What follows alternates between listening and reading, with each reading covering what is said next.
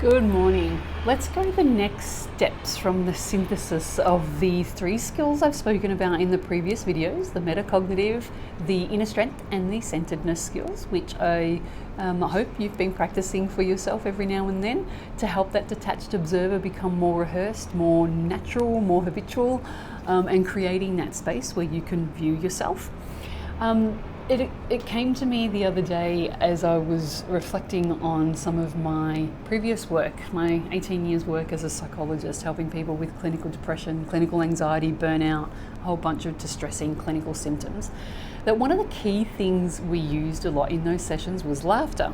I had receptionists at a couple of the clinics I worked at for several years come up to me after we finished our day, saying, what were you laughing about with your clients? We couldn't hear what you were talking about, thank goodness, but we could hear these bursts of laughter coming out of the door. We were so curious. We just wanted to come in and join you guys. It sounded like you were having an absolute blast. That was actually quite a compliment, but it also brought to my attention something that I hadn't fully appreciated from a detached observer perspective, because I was busy helping clients and that was my primary focus. But what it had me reflect on and what I responded to them with was that we were actually laughing at the distorted thinking patterns they'd come to learn during their sessions. So this might not have been the first session, because clearly they were coming in with quite legitimate, serious clinical symptoms, and it may not have been appropriate to be laughing in the first session. But sometimes that's what naturally came out, because the client was ready to go there, of being able to see where they'd been using these distorted thinking patterns that bound up so much of their energy, and they'd thought up until that point, this is just who I am, which couldn't be further from the truth. It's not.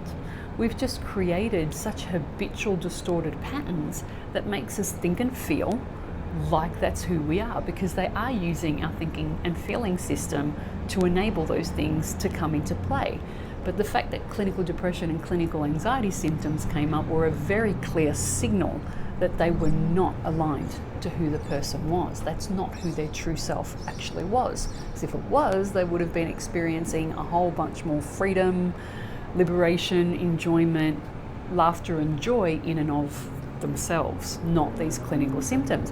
So it really brought front and center to mind the importance of bringing laughter in to this space that we're creating with the metacognitive, inner strength and centeredness skill sets that we can practice in evolving our detached observer. The detached observer can sound pretty cold and detached. That's not how it's intended. It can certainly turn out that way.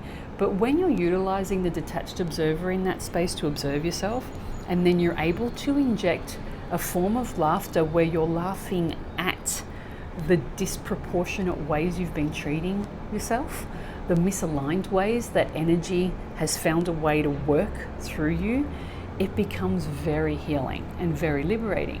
What does the laughter do?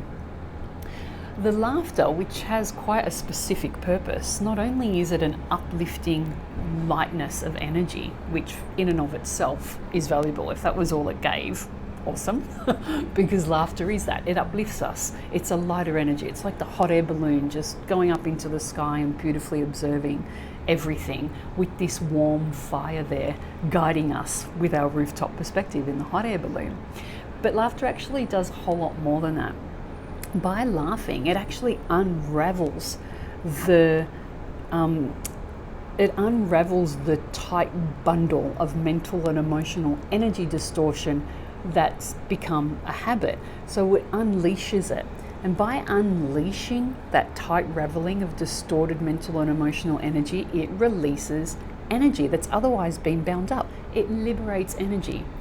By liberating the energy, it ironically also liberates time, because the time it's taken to keep those things bound up is time that's been misused. It's time that's been misdirected. So by liberating the energy and liberating the time, it opens up space. Space gives us perspective, and space in our mental and emotional energy systems is powerful, because once we have that space, we then have freedom. We have a freedom and a liberation to make other choices that redirect that energy. And laughing at the fact that we had directed it into this tight wad of distorted pattern is just one of the healing mechanisms that helps this extra time, extra energy, and extra space to be put in a much lighter perspective and palpable lightness. Not just lighter in just feeling like you've been released from prison, which that is in effect what you've done mentally and emotionally, but it's also a palpable lightness. So there's a freedom and a liberation that emerges, and that energy becomes important fuel. That space and that freedom then gives you the power to choose where you direct that energy from here on. It gives you the power and the energy and the time to choose what you participate in every day, what you don't participate in every day, and to what degree. What energies you participate in and what energies you don't participate in, and to what degree. That kind of freedom is a very liberating, intelligent direction of your energy. And that in and of itself is healing. If you simply stop there, that is healing of itself. So the injection of this kind laughter at and with the observation of our distorted mental and emotional energetic patterns is a healing in and of itself. It brings more freedom, it brings more time, and it reduces stress by the fact that it brings you this freedom and this time and this extra space. Extra space means depressurized space, which means distress goes down and more positive energies have a chance to enter in.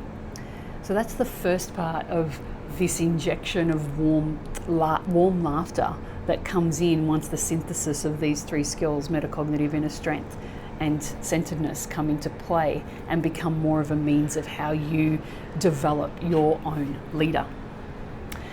The next step from that, and you're more than welcome to stop there, of course, that's in and of itself very liberating and something that helps you become very self-directing in your own self-leadership in your life.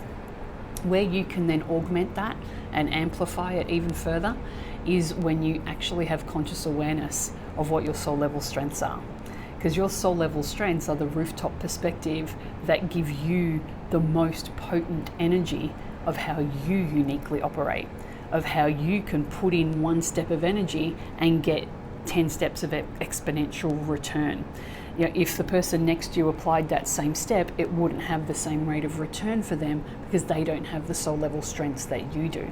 So once you have the conscious awareness of your soul level strengths, all of this synthesis of the metacognitive, inner strength, and centeredness skills combined with that warm injection of laughter and the space that opens up helps you then know how to best channel and direct your leadership energy, your distinct leadership energy. So you keep working in congruence with yourself, in attunement with yourself, and where, what, and how you choose to apply that freed up energy that you've gotten, that released stress and that positive energy that you've created the space for, just becomes an enormous space of self-leadership that you can participate in for yourself.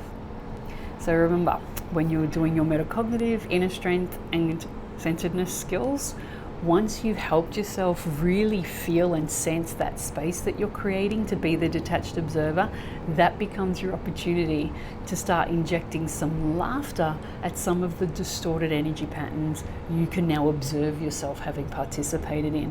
It's an incredibly liberating and empowering space to be in for yourself. And I wish you every joy and success in practicing that for yourself from here on. If you have any comments, any questions, anything you'd like me to elaborate on, or if something's intrigued you from this that you just want to know a little bit more about, please feel free to put it in the comments and I'll be more than happy to talk about that with you in another video. Thank you so much. Have a glorious day.